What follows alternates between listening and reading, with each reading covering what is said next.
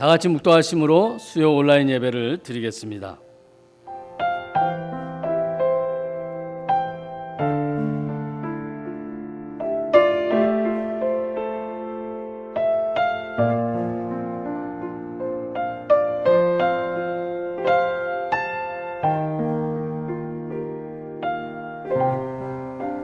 그러나 보라, 내가 이 성을 치료하며 고쳐 낫게 하고 평안과 진실이 풍성함을 그들에게 나타낼 것이며 내가 유다의 포로와 이스라엘 포로를 돌아오게 하여 그들을 처음과 같이 세울 것이며 내가 그들을 내게 범한 그 모든 죄악에서 정하게 하며 그들이 내게 범하며 행한 모든 죄악을 사할 것이라.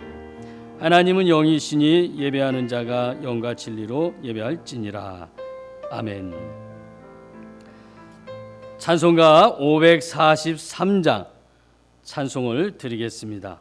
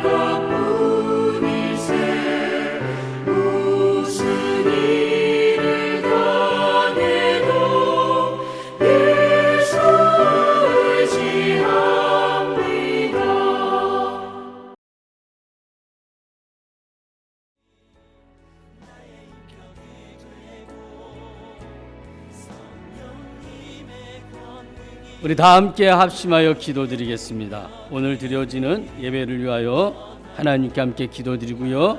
코로나19 확산을 멈춰 주옵소서. 하나님께서 역사하셔서 코로나가 더 이상 확산되지 아니하고 이것이 멈춰서 모든 사람이 살아가는데 어려움이 없도록 위하여 기도해 주시고, 한국교회를 위하여서 하나님 앞에 기도하며 또 나라와 민족을 위하여 하나님 이 민족을 불쌍히 여겨 주옵소서. 유정자들을 위해서도 함께 기도하시길 바랍니다. 환우분들의 건강 회복을 위하여, 성도들의 가정을 위하여 우리 함께 기도합니다. 하나님의 꿈이 나의 비전이 되고 예수님의 성품이 나의 인격이 되고 성령님의 권능이 나의 능력이 되길 원하고 바라고 기도합니다. 하나님의 꿈이 나의 비전이 되고 예수님의 성품이 나의 인격이 되고 성령님의 권능이 나의 능력이 되길 원하고 바라고 기도합니다.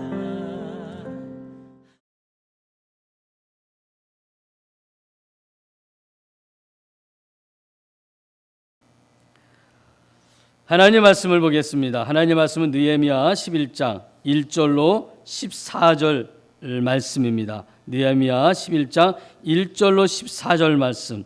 오늘 우리가 함께 읽을 부분은 느헤미야 11장 1절로 3절까지만 우리 한 음성으로 함께 읽도록 하겠습니다. 백성의 지도자들은 예루살렘에 거주하였고 그 남은 백성은 제비 뽑아 10분의 1은 거룩한 성 예루살렘에 거주하게 하고 그 10분의 9는 다른 성읍에 거주하게 하였으며 예루살렘에 거주하기를 자원하는 모든 자를 위하여 백성들이 복을 빌었느니라.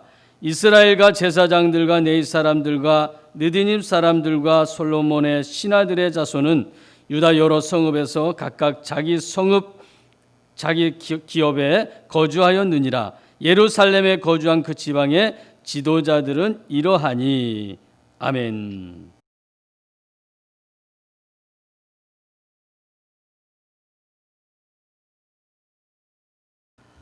할렐루야. 오늘 수요 온라인 예배에 참석한 우리 성도님들께 하나님의 은혜와 복이 함께하기를 간절히 축원드립니다.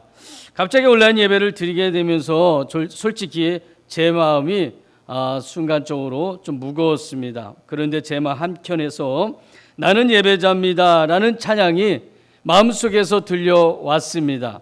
나는 하나님을 예배하는 예배자입니다. 내가 서 있는 곳 어디서나 하나님을 예배합니다. 내 영혼 거룩한 은혜를 향하여, 내 마음 완전한 하나님을 향하여 이곳에서 바로 이 시간 하나님을 예배합니다. 우리는 어떤 상황에서도 하나님을 찬양하고 하나님께 예배할 수 있어야 합니다. 그러면 오늘 본문 말씀을 함께 보도록 하겠습니다. 저는 느헤미야서를 보면서 이스라엘 공동체의 놀라운 변화를 목도하게 됐습니다. 그 배경에는 느헤미야의 탁월한 지도력과 그의 희생과 섬김이 있었습니다. 무엇보다 이 모든 것은 하나님의 말씀으로 가능했다라는 사실입니다. 믿음은 들음에서 나며 들음은 그리스도의 말씀으로 말미암는다라는 로마서의 말씀처럼 이스라엘 공동체는 하나님의 말씀으로 인하여 놀라운 은혜 체험을 하게 됐던 겁니다. 그 결과 그들은 자신들의 죄와 조상들의 죄를 인정하며 통해 자복했습니다. 또 성전에 필요한 물건을 자원하여 드리기 시작했습니다. 그리고 무너진 제단을 다시 쌓았다라는 것입니다. 오늘 본문은 은혜 받은 그들의 계속되는 이야기입니다. 말씀의 제목은 믿음의 사람입니다. 사람들은 가정이나 국가나 세계의 평안을 위해서는 경제력과 강한 힘이 있어야 한다고 말합니다. 물론 틀린 말은 아니지만 정말 중요한 것은 따로 있습니다. 오늘 본문이 그것을 우리들에게 말해줄 것입니다. 느헤미야 당시 예루살렘 성은 아주 크고 넓었습니다. 이에 비해서 상대적으로 성 안에 사는 사람들은 매우 적었고요. 제대로 지어진 집도 거의 없었습니다.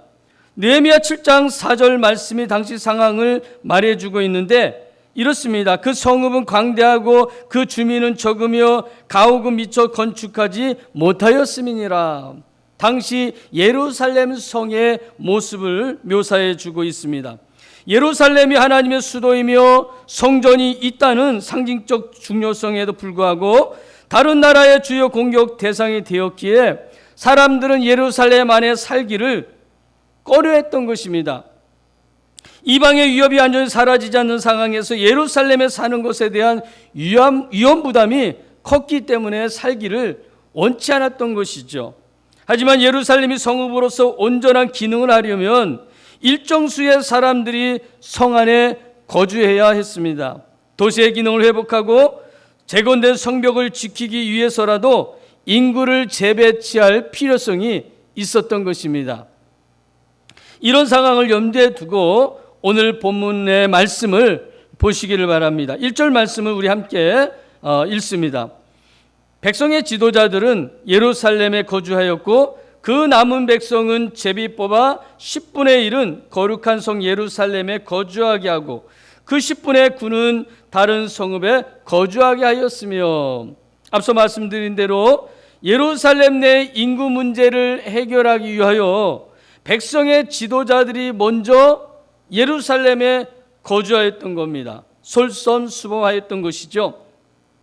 그리고 10분의 1에 해당하는 주민은 제비를 뽑아서 예루살렘에 거주케 하였습니다.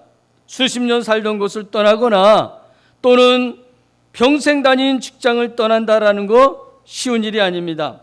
이런 점에서 볼 때 아브라함은 확실히 믿음의 사람이라고 말할 수가 있습니다. 하나님께서 아브라함에게 찾아가셔서 말씀하셨죠. 너는 너의 고향과 친척과 아버지 집을 떠나 내가 내게 보여줄 땅으로 가라. 아브라함은 말씀에 순종해서 떠납니다. 고향과 친척과 아버지의 집을 떠납니다. 쉬운 결정이 분명 아니었을 것입니다. 태어나서 자라고 평생 살았던 것입니다. 그곳을 아브라함은 떠난 것입니다. 이것이 바로 믿음이라고 말할 수가 있습니다. 하나님께서 말씀하셨습니다. 그 말씀대로 행하는 것, 그 말씀대로 순종하는 것, 이것이 믿음이다라는 것입니다. 이런 점에서 아브라함은 믿음의 사람임에는 틀림이 없습니다. 우리는 지금 코로나 강풍을 만났습니다. 성경에 보면 제자들도 갈릴리 바다를 건너가다가 풍랑을 만났습니다. 예상치 못한 풍랑이었기 때문에 배가 뒤집히거나 하면 생명이 위태로울 수도 있었던 것이죠. 제자들 중에는 우리가 잘 알듯이 어부 출신도 있었습니다. 그들은 자신들의 경험과 힘을 모아서 당시 상황을 수습해 보려고 몸부림쳤습니다. 하지만 역부족했던 것이죠. 어떻게 그러면 이 문제를 해결하게 됐습니까?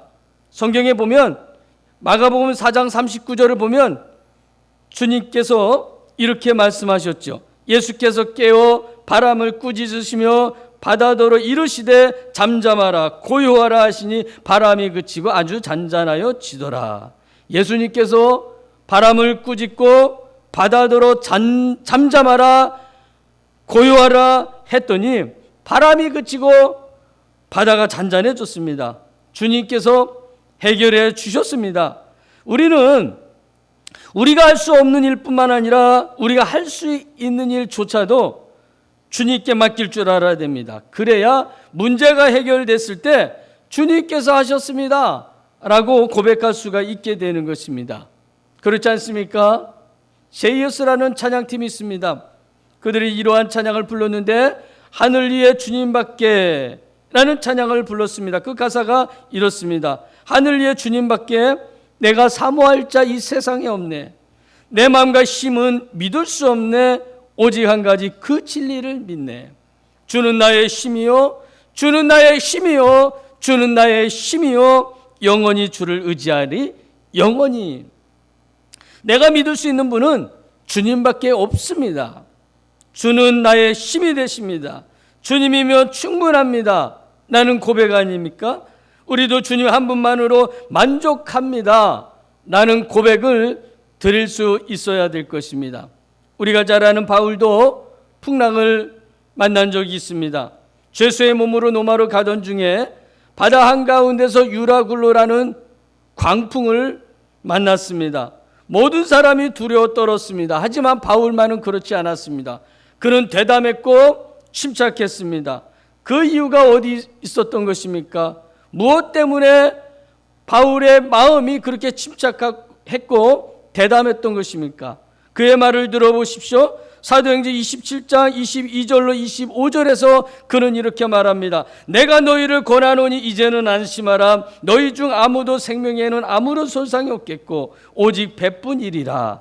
내가 속한 바 곧 내가 섬기는 하나님의 사자가 어젯밤에 내 곁에 서서 말하되 바울아 두려워하지 말라. 내가 가이사 앞에 서야 하겠고 또 하나님께서 너와 함께 항해하는 자를 다 내게 주셨다 하였으니 그러므로 여러분이여 안심하라. 나는 내게 말씀하신 그대로 되리라고 하나님을 믿노라.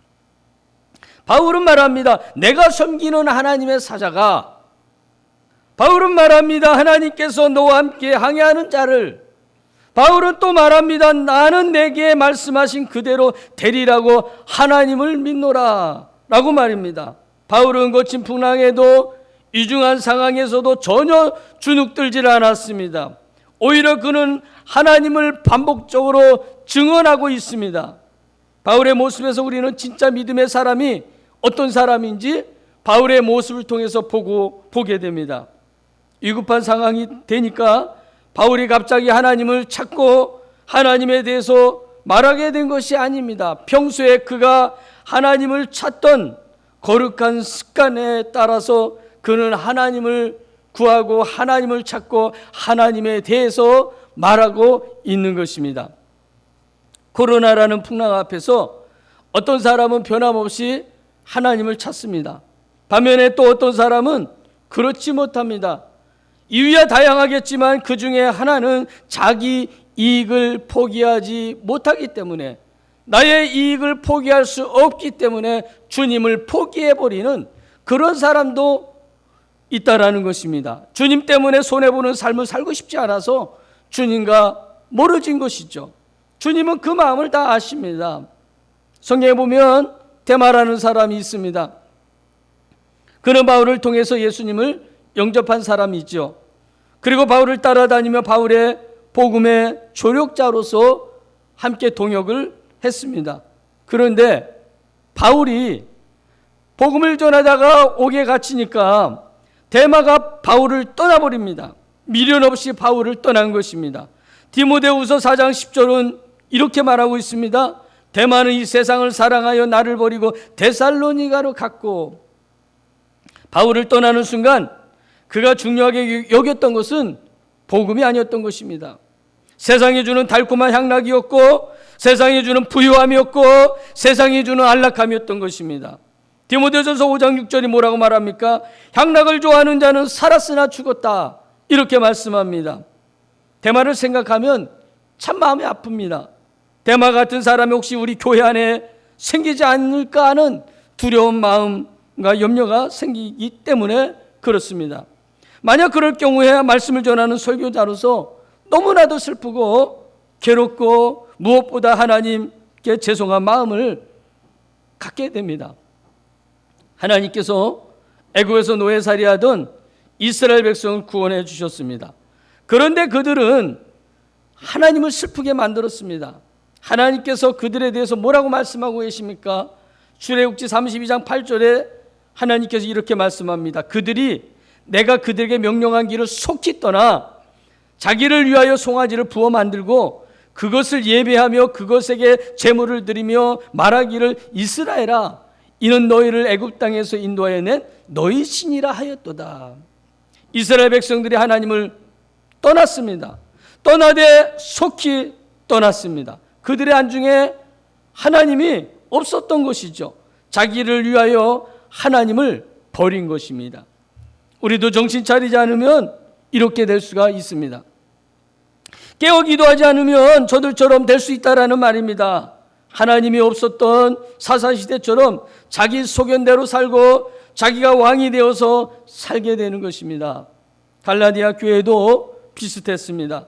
그들 역시 그리스도의 은혜와 자신들을 부르신 일을 속히 떠났다고 바울은 말합니다. 이것이 목회자 바울의 아픔이었죠.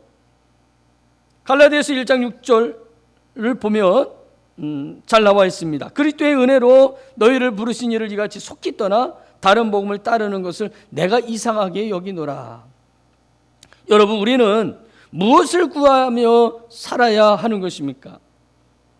주님의 말씀에 귀를 기울여 들어보십시오. 마태복음 6장 33절에서 주님이 이렇게 말씀하셨습니다. 그런즉 너희는 먼저 그의 나라와 그의 의를 구하라. 그리하면 이 모든 것을 너희에게 더하시리라. 이렇게 사는 것이 현실적으로 어려울 수도 있습니다. 다양한 이유가 있겠지만 이렇게 살지 못한 이유에 대해서 성경은 이렇게 말하고 있습니다. 이 백성들의 마음이 완악하여져서 그 귀는 듣기에 둔하고 눈은 감았으니 이는 눈으로 보고 귀로 듣고 마음으로 깨달아 돌이켜 내게 고침을 받을까 두려워함이라 하였느니라.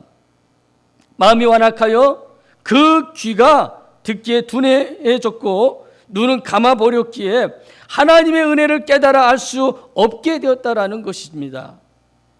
올해는 장마가 유난히 길었습니다. 이번 장마로 무너진 건물과 뿌리가 뽑혀있는 나무를 보게 됐습니다. 그것을 보면서 주님의 말씀이 생각이 났습니다. 마태복음 7장 24절 이후에 나오는 말씀인데 집을 반석 위에 지은 사람과 모래 위에 지은 사람에 대한 이야기입니다. 잘 아시겠지만 제가 그 말씀을 읽어드립니다. 그러므로 누구든지 나의 이 말을 듣고 행하는 자는 그 집을 반석 위에 지은 지혜로운 사람 같으리니 비가 내리고 장수가 나고 바람이 불어 그 집에 부딪히되 무너지지 아니하나니 이는 주초를 반석 위에 놓은 까닭이요. 반석 위에 집을 지은 지혜로운 사람에 대한 이야기죠. 26절부터는 모래 위에 지은, 마태복음 7장 26절부터는 모래 위에 집을 지은 어리석은 사람에 대해서 말하고 있습니다. 나의 이 말을 듣고 행하지 아니하는 자는 그 집을 모래 위에 지은 어리석은 사람 같으리니 비가 내리고 장수가 나고 바람이 불어 그 집에 부딪히매 무너져 그 무너짐이 심하니라. 말씀을 듣고 행하는 자와 말씀을 듣고 행하지 않는 자 두 부류의 사람이 있습니다. 두 사람 모두 하나님의 말씀을 들었습니다. 그런데 한 사람 말씀대로 행했고 다른 한 사람은 말씀대로 행하지 않았습니다. 말씀대로 살지 않았습니다. 말씀을 듣고 행한 사람은 하나님을 신뢰하는 믿음의 사람이라고 말할 수가 있지만 말씀을 듣고 행하지 않는 사람은 비록 그가 말씀을 들었다 할지라도 하나님을 불신하는 불신앙의 사람과 같은 사람입니다. 신자인데 불신자처럼 사는 사람이 있습니다. 신자인데 불신자처럼 행동하는 사람이 있습니다. 우리는 그렇게 살아서는 안 됩니다. 아브라함의 이야기, 풍랑을 만난 제자들, 풍랑을 만난 바울, 그리고 반석 위에 지은 집과 모래 위에 지은 집, 이 이야기들은 모두가 믿음과 관련이 있습니다. 믿음에 관한 이야기입니다. 믿음의 사람과 그렇지 못한 사람이 어떻게 다른지를 보여주고 있는 것이죠. 이런 점에서 믿음의 사람은 위기와 어려운 상황에서 불신앙의 사람들과 똑같아서는 안 됩니다. 달라야 되겠죠. 그들의 사고방식대로 동일하게 살아서는 안 됩니다. 그럴수록 주님을 바라보고 주님의 말씀을 기준으로 살아야 되는 것입니다. 본문에 나오는 귀한 공동체 지도자들과 백성들은 단연코 과거의 불신앙의 사람들이 아니었습니다. 에베소서에 나와 있는 말씀대로 말한다면 그들은 전에는 육체의 욕심을 따라 지내며 육체와 마음에 원하는 것을 하여 본질상 하나님의 자녀였습니다. 하지만 지금은 하나님의 백성으로서 하나님 백성답게 살려는 부단한 그 노력이 그들의 모습 속에 있는 것을 볼 수가 있습니다. 그렇다면 무엇이 이들을 이렇게 바꿔놓았습니까? 무엇으로 인하여 이들이 달라졌습니까? 하나님의 말씀입니다. 하나님의 말씀이 들어가니 이들의 생각이 달라졌습니다. 이들의 행동이 달라졌습니다. 하나님의 말씀이 저들을 다른 사람으로, 하나님의 사람으로 바꾸어 놓은 것입니다. 이전에는 억지로 마지못해 누군가에게 보여주려고 하나님의 일에 참여했다면 이제는 자원하는 마음으로 하나님의 일에 동참하고 있는 것입니다. 3절로 9절 말씀을 보게 되면요, 예루살렘에 거주하게 된 사람들의 명단이 나옵니다. 이들은 가문을 대표하는 자들로서 예루살렘 성에 거주하게 되었습니다. 4절로 6절 말씀에는 유다 자손이 나오고 7절로 9절에는 베냐민 자손의 명단이 나옵니다. 그런데 이들은 예루살렘에 거주만 한 것이 아니라 성을 지키는, 방어하는 역할도 감당했던 것입니다. 6절 말씀을 보십시오. 예루살렘에 거주한 베레스 자손은 모두 468명이 다 용사였다, 이렇게 말합니다. 용사였다라고 말하는데 용사는 히브리어로 하일이라고 말합니다. 용감하고 싸움에 능한 군대를 뜻합니다. 9절 말씀도 보십시오. 9절 말씀은 이렇습니다. 시그리 아들 요헬이 그들의 감독이 되었고 하스누아의 아들 유다는 버금이 되어 성읍을 다스렸느니라. 감독이라는 단어에 주목해 보십시오. 감독은 히브리어로 파키드라고 말하는데 조직의 감독자나 관원을 말합니다. 용사나 감독이라는 단어를 통해서 우리는 당시 백성들의 오합지졸이 아닌 조직화되어 있음을 확인할 수가 있습니다. 이들은 예루살렘으로 이주하여 단순히 그곳에서 살기만 했던 것이 아니고 조직화된 군대처럼 예루살렘을 지키는 역할도 감당했던 것입니다. 이들은 용사였던 겁니다. 이들은 하나님의 뜻대로 예루살렘을 지키기 위해 순종한 자들이었던 것입니다. 교회는 하나님께 부름받은 성도들이 모인 것입니다. 교회는 각자 자기 뜻대로 움직이는 것을 포기하고 부르심에 합당하게 순종할 때 하나님께서 놀라운 역사를 이루신다라는 것을 알아야 됩니다. 마지막 10절로 14절에는 예루살렘에 거주한 제사장과 하나님의 성전에서 다양한 일을 맡은 사람들이 등장합니다. 10절 말씀이 어떻게 시작하고 있냐면 제사장 중에는 이라는 말로 시작하고요, 11절 말씀은 또 하나님의 전을 맡은 자라는 말로 시작합니다. 그리고 12절은 또 전에서 일하는 말로 시작하고 있음을 보게 됩니다. 하나님의 나라는 특정한 어떤 직분을 맡은 사람에 의해서 이루어지는 것이 아니다라는 것입니다. 다양한 사람들을 통해서 이루어 가야 하고 이루어져야 한다라는 것을 보여주고 있는 말씀입니다. 교회 역시 특정한 직분자에 의하여 좌지우지되어서는 안 되죠. 하나님은 교회에 다양한 직분을 허락하여 주셨습니다. 그 이유가 무엇입니까? 그 이유는 합력하여 하나님의 일을 이루어가길 원하셨기 때문이죠. 이제 말씀을 정리하도록 하겠습니다. 교회는 다양한 사람이 필요합니다. 교회는 하나님의 말씀에 순종하며 나아가야 하는 사람이 필요합니다. 교회는 거룩한 믿음의 사람들로 세워져 나가야 되는 것입니다. 여러분 기억하십시오.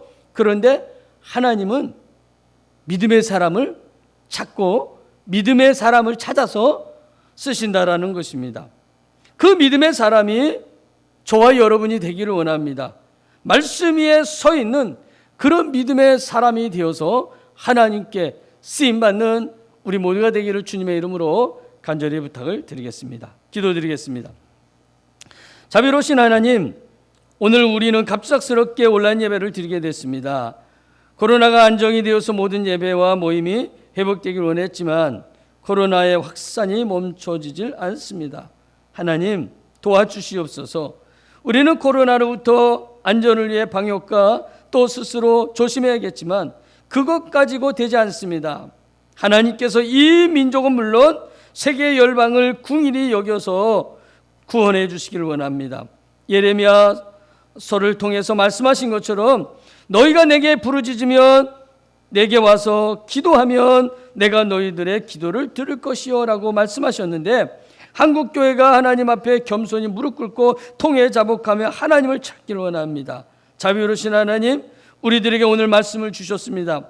오늘 말씀대로 하나님의 말씀으로 인해 믿음의 사람으로 살기를 원합니다. 자원하는 마음을 갖기를 원합니다. 협력하는 마음을 갖기를 원합니다. 무엇보다도 하나님 말씀 앞에 순종하는 삶을 살기를 원합니다. 하나님의 거룩한 백성으로 살아가기를 원합니다. 우리 교회가 진리의 말씀 위에 세워지며 모든 성도들이 말씀으로 살아감으로 험난하고 악한 세상에서 믿음을 잃지 않게 하시고 세상에서 그리스도의 빛을 발하며 그리스도의 향기로 살아가게 하여 주시옵소서. 환난과 공고와 질병과 치료 중에 있는 사랑하는 성도들을 기억하여 주시고 저들을 도와주시며 저들 역시 하나님을 의지하는 삶을 살게 하여 주시옵소서. 예수님의 이름으로 감사드리며 기도드리옵나이다. 아멘.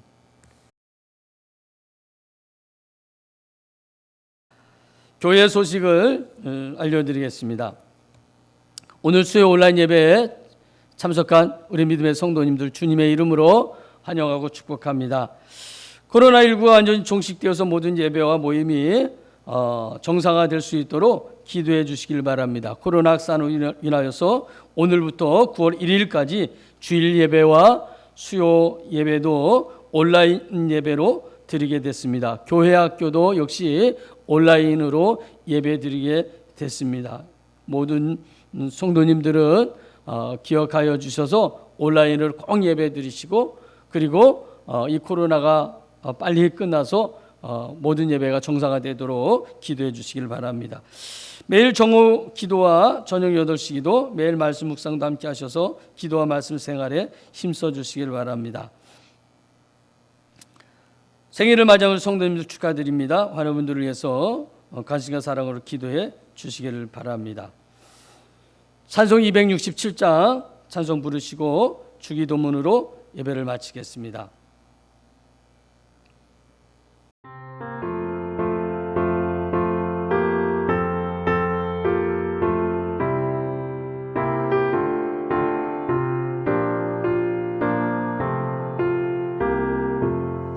주의 확실한 약속의 말씀 듣고 주만 믿으면 구원을 얻으리라.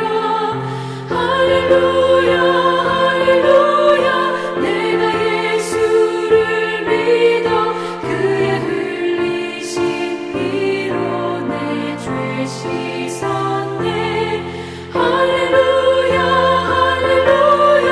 내가 예수를 믿어 그의 흘리신 피로 내 죄 씻었네. 나의 갈 길이 험하고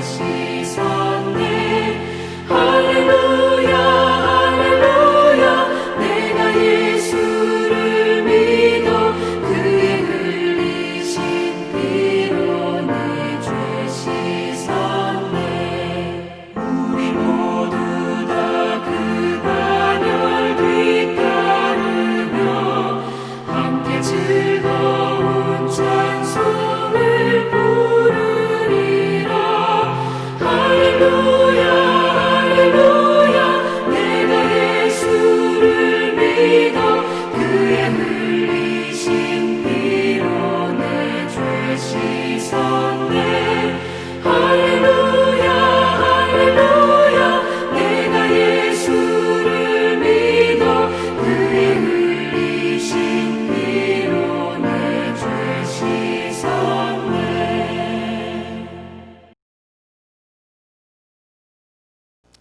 주님 가르쳐 주신 기도로 예배를 마치겠습니다. 하늘에 계신 우리 아버지여 이름이 거룩히 여김을 받으시오며 나라가 임하시오며 뜻이 하늘에서 이루어진 것 같이 땅에서도 이루어지이다. 오늘 우리에게 일용할 양식을 주시옵고 우리가 우리에게 죄진 자를 사하여 준 것 같이 우리 죄를 사하여 주시옵고 우리를 시험에 들게 하지 마시옵고 다만 악에서 구하시옵소서. 나라와 권세와 영광이 아버지께 영원히 싸움나이다.